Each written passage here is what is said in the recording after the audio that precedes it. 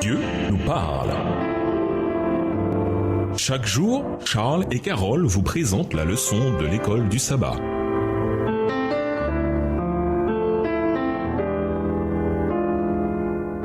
Bienvenue dans votre émission Dieu nous parle. Nous voilà au mardi 15 novembre. Destin injuste. Lisons Job 15, les versets 14 à 16.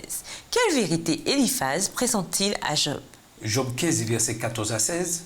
Qu'est-ce que l'homme pour qu'il soit pur? Celui qui est né de la femme peut-il être juste? Si Dieu n'a pas confiance en ses saints, si les cieux ne sont pas purs devant lui, combien moins l'être abominable et pervers, l'homme qui boit l'iniquité comme l'eau. À nouveau, Eliphaz disait la vérité, comme les autres, cette fois concernant l'état de péché de toute l'humanité. Le péché est une donnée universelle de la vie sur terre. C'est la même chose pour la souffrance. Et comme nous le savons également, toute la souffrance humaine a pour origine le péché. Et bien sûr, Dieu peut se servir de la souffrance pour nous enseigner d'importantes leçons. En tout temps, Dieu a fait passer son peuple par la fournaise de l'affliction. C'est sous l'ardeur de cette fournaise que la gangue se sépare de l'or dans le caractère du chrétien.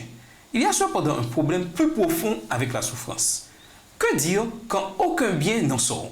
Et que dire de la souffrance de ceux dont la gangue n'est pas séparée de l'or dans leur caractère parce qu'ils sont tués sur le coup?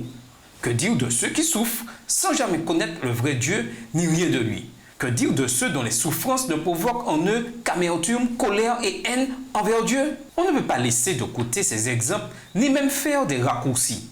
Faire cela nous rendrait peut-être coupables des mêmes erreurs que les accusateurs de Job. De plus, qu'y a-t-il de positif quand des animaux sont piégés dans des feux de forêt et meurent brûlés vifs d'une mort horrible?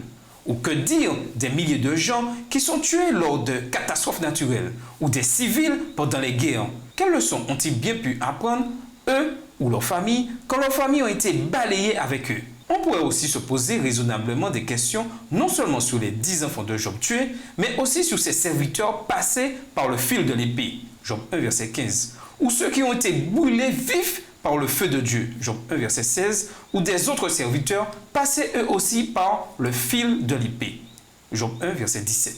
Certes, Job et ses accusateurs ont certainement retenu une leçon, et la fidélité de Job a infligé une défaite à Satan.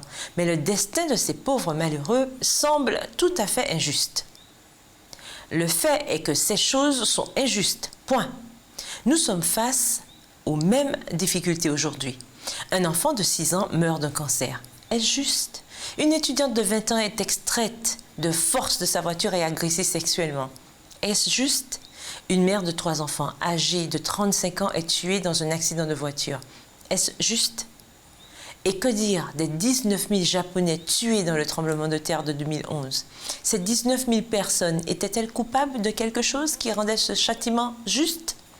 Si la réponse est non, alors leur mort n'était pas juste non plus. Voilà les questions problématiques. Et nous vous laissons avec la question du jour. Comment devez-vous vivre tout en attendant une réponse divine à vos requêtes de prière? Au revoir. Et à demain si Dieu veut. Dieu nous parle. Chaque jour, Charles et Carole vous présentent la leçon de l'école du sabbat.